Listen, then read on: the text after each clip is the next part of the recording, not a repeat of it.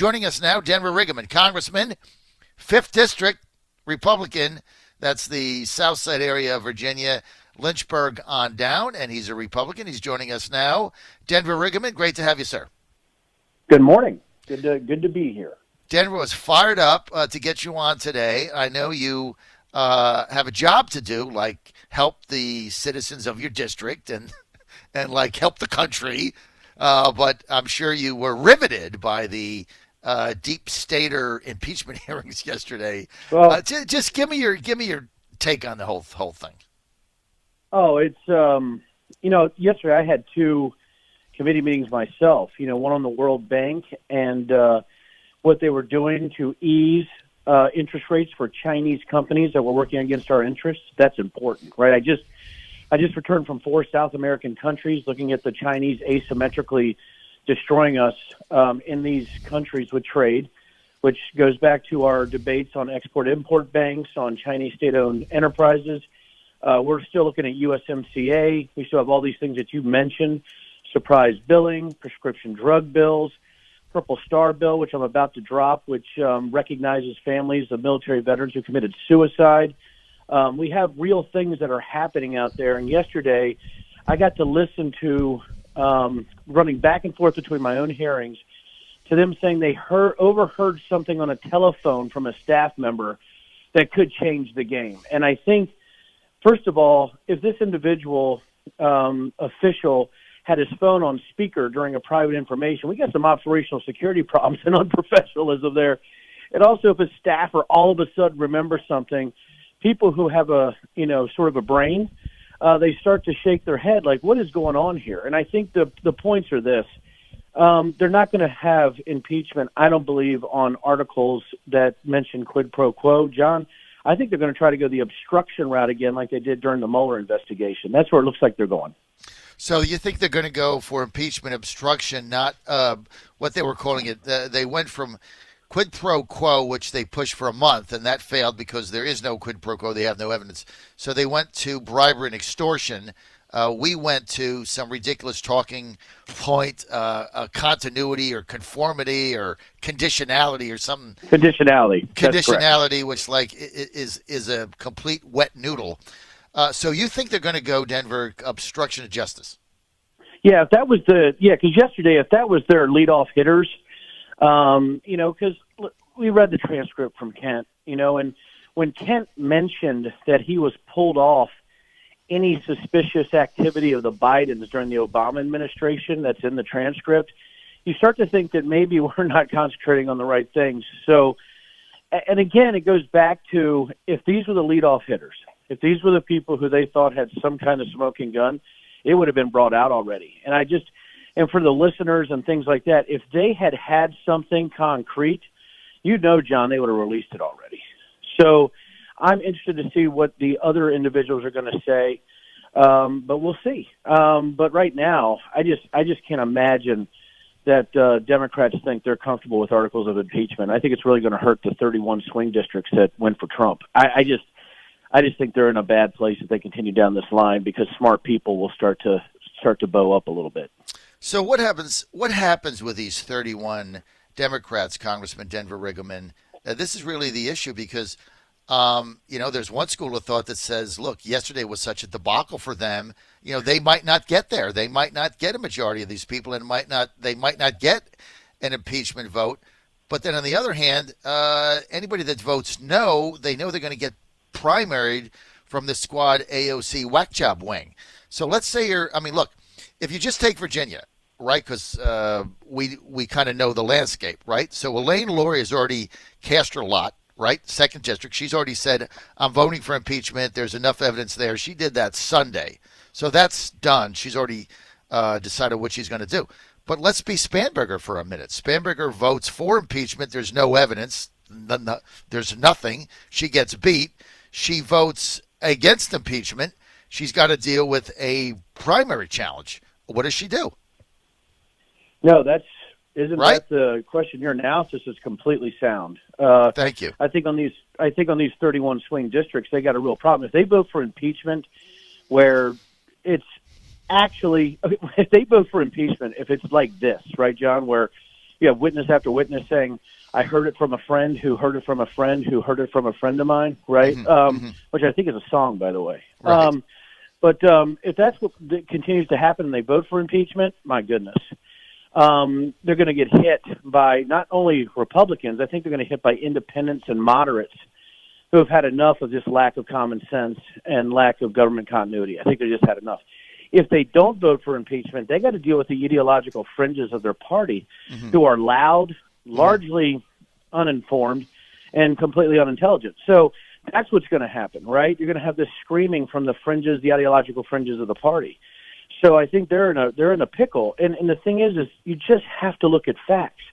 Be consistent in how you're looking at things, and you got to make tough decisions. And they have a tough decision because their party has put them in this position. And as you probably were going with, Nancy Pelosi is not the leader of this party. And at some point, people need to realize this party is being driven by far-left Twitter trolls and these Justice Democrats that are going to try to primary many of the moderate Democrats in the party. And this comes to one word: fear. That's fear. Fear. It's just fear.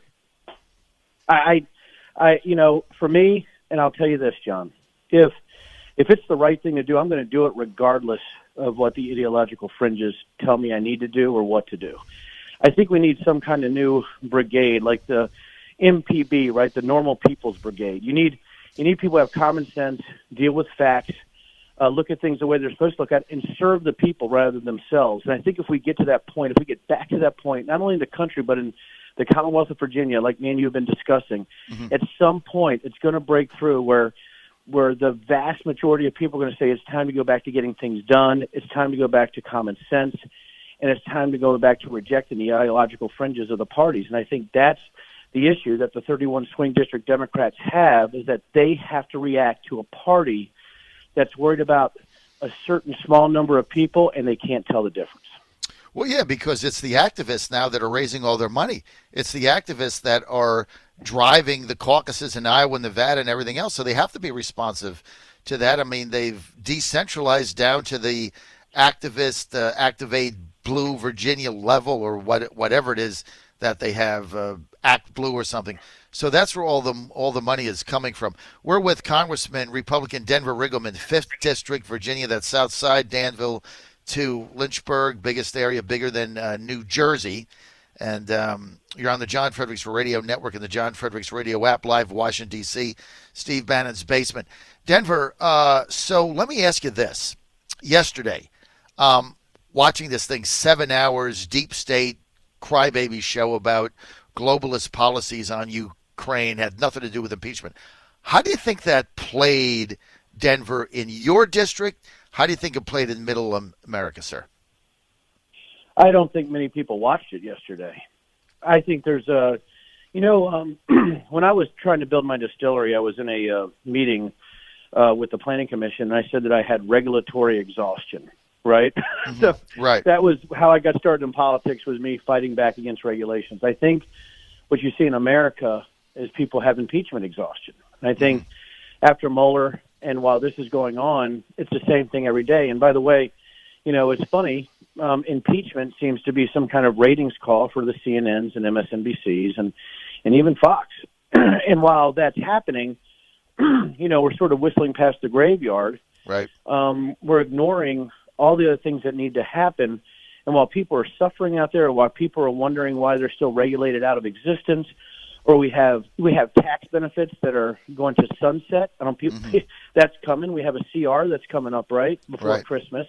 They're going to probably try to do the impeachment vote during the same week or two as the CR or the budget negotiations. Think about that, John. You're talking chaos on the Hill, and it's being done purposefully and arbitrarily based on an election that's less than a year away. So here's my thing. I think most people think at this point that the election should be determining whether the president's going to be the president or not. Let the people decide based on what they hear.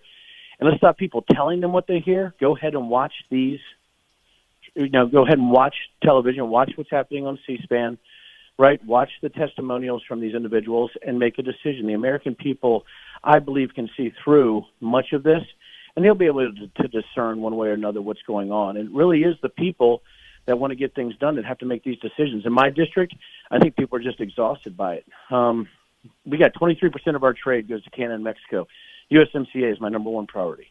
And nothing's happening. You can't happening. get it off her desk. And now she says there was a rumor yesterday circling around the Hill when I was there late after War Room show that she was going to do the USMCA vote, Speaker Pelosi, Denver, on the same day that they have the impeachment vote. So basically she can say, yeah, these 31 Democrats that went to Trump districts voted for impeachment, or 28 of them did, but they also voted for USMCA, so we did something for you. Yeah, so she's going to try to impeach the very person that negotiated the deal, his team, to improve trade with Mexico and Canada and get rid of NAFTA. So think about this. Think about the oh my goodness. Think about the cognitive dissonance you have to push that message. It's extraordinary. It's extraordinary. We're voting for the trade deal to help you, negotiated by the president to help you, who on the same day we're impeaching to not help you. Think about just the hell does that work? I hope people listening just sort of try to think about that today as you're going through work in your life, right? Right. And why, first of all, why they would wait to politicize something else again? Right. Why was it USMC on the table months ago? Come on. Right. Again, smart, normal thinking people need to rise up. We need a brigade of common sense people, the normal people brigade, to say enough is enough. All right. Well, Denver Riggleman, I mean, you're exactly right, and that doesn't make any sense. One thing I want to say, though, we've been kind of chortling all day because I really thought yesterday for the Democrats was a disaster. I know that Politico has a different headline, but I just think anybody that saw that thing, it was ridiculous. But I tell you what, after it was over and after War Room was over, that's coming up here at 9:05 with Stephen K. Bannon, I talked to Steve a little bit yesterday, and one of the things he said is, don't spike the football, because what's going to happen is Nancy Pelosi is going to go to Adam Schiff. They knew yesterday didn't go well. Opening speeches too long, lawyers talking too much, questions were dumb, whatever. And they're going to retool for Friday and get a different approach because she's the master at this stuff. What do you think of that? Yeah, they're going to have to go emotional pretty quickly. They're going to have to start they're going to have to push this back to the side of theater. You watch the news saying, the Republicans are going to try to push this to theater. They didn't. They just eviscerated them. Mm-hmm. I thought the attorney did very well for the Republican side yesterday. My staff knows him. He is very humble, but he is very bright. Mm-hmm. And I think what happened yesterday is they found out that the war with facts is going to be really, really difficult. Secondhand knowledge is hearsay evidence is tough to ride the horse in on to do good things with. It's just not there.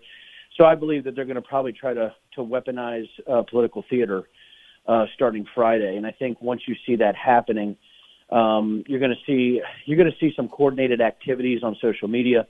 You're going to see coordinated activities on some portions of the media. Mm-hmm. And I think you're going to see, the weaponization of political theater and emotion starting on Friday. John Fredericks Radio Network and the John Fredericks Radio app were with Congressman, 5th District, Republican, Virginia, Denver Riggleman. Denver, you've got a challenge for the nomination in 2020. Your district voted, as expected, the other day, I think Saturday, to have a convention. And you're running for re-election. Conventions are a little bit tougher. As you know, I'm not in favor of them. I'm for primaries. But, the conventioneers are in control of your district. Now, you won a smaller type unit chair convention in 2018. What is your plans to win a convention? Because these people know how to put these on. What is your plan to win that coming up? Have you thought that through? Oh, yeah. I mean, we have an incredible team that we're already on the ground, just making sure people understand my message. And I've always had a unique ability in life to work very hard, so it's impossible to outwork me.